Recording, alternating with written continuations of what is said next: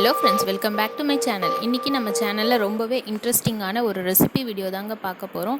இந்த ரெசிபி நான் இன்றைக்கி என்ன சமையல் சுனிதா அவங்கக்கிட்டேருந்து இன்ஸ்பயர் ஆனது மாஸ்டர் செஃப் ப்ரோக்ராம்லேருந்து. இந்த ரெசிபி எனக்கு ட்ரை பண்ணணும்னு ரொம்ப விருப்பமாக இருந்துச்சு. வாங்க இப்போ நம்ம இதை எப்படி செய்கிறது அப்படின்னு பார்க்கலாம். இதோட ஹீரோ ஆஃப் த டிஷ் பார்த்திங்க அப்படின்னா ஆரஞ்சு மோர் மிளகாய் கேக் நம்ம ப்ரிப்பேர் பண்ண போகிறோம். வாங்க இப்போ இதை எப்படி பண்ணுறதுன்னு பார்க்கலாம். இதை ரெடி பண்ணுறதுக்கு 5 to 6 ஆரஞ்சு எடுத்து வச்சுருக்கேன். கூடவே 5 to 6 லீவ்ஸ் மின்ட் லீவ்ஸ் எடுத்து வச்சுருக்கேன். அது கூடவே 2 மோர் மிளகாய்.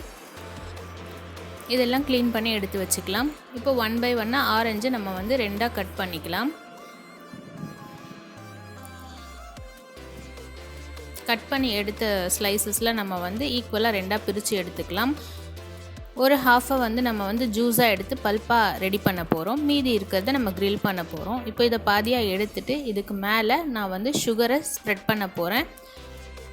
ஏன்னா இதை க்ரில் பண்ணும்போது அது நல்லா கேரமலைஸ் ஆகிட்டு நல்ல ஒரு ஸ்மோக்கி எஃபெக்ட்டு, ஸ்மோக்கி டேஸ்ட்டு கொடுக்கும் அந்த மாக்டெயிலுக்கு.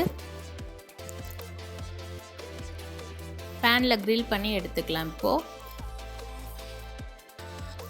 கொஞ்சம் கோல்டன் ப்ரௌன் ஆகிற மாதிரி க்ரில் பண்ணி எடுத்துக்கோங்க. எடுத்து இதை ஆற வச்சிடலாம். இப்போது மீதி இருக்கிற ஆரஞ்சை நம்ம ஆரஞ்சு பல்ப் ரெடி பண்ணுறதுக்காக அந்த ஜூஸை எடுத்துக்கலாம்.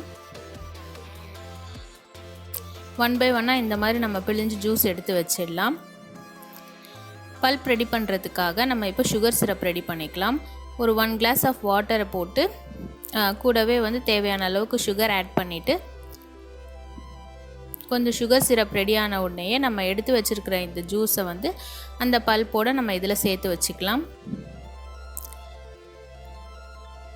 அடுத்து பார்த்திங்கன்னா நம்ம ஆற வச்சுருந்த கிரில்டு ஆரஞ்சு இருக்குது. கூடவே கார்னிஷிங்காக நான் ஸ்கின்னை பீல் பண்ணி எடுத்துட்டு அந்த ஒயிட்டெல்லாம் இல்லாத அளவுக்கு ரிமூவ் பண்ணி ஐஸ் வாட்டரில் சோக் பண்ணி வச்சுருக்கேன். நம்ம கார்னிஷ் பண்ணுறதுக்கு அப்போ தான் அது ஃப்ளெக்சிபிளாக இருக்கும். கூடவே மின்ட் லீவ்ஸை கொஞ்சம் நச்சு வச்சுருக்கேன். மோர் மிளகாய் அதையுமே பொடிச்சு வச்சுருக்கேன்.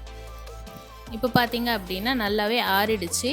கேரமலைஸ் ஆகிட்டு ஸ்மோக்கி எஃபெக்டோட சூப்பராக இருக்கும் பார்க்குறதுக்கு. அண்ட் இது நம்ம இப்போ பிழிஞ்சு ஜூஸ் எடுத்துடலாம்.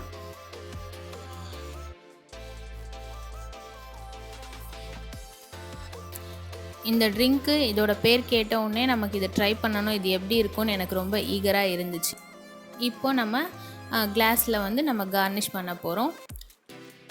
அந்த கிளாஸோட மேலே நான் லைட்டாக அந்த மோர் மிளகாயை டிப் பண்ணி வச்சுருக்கேன். முதல்ல நம்ம ரெடி பண்ண ஆரஞ்சு சிரப் இருக்கு இல்லையா, பல்ப்போட, அதை நம்ம ஆட் பண்ணிக்கலாம்.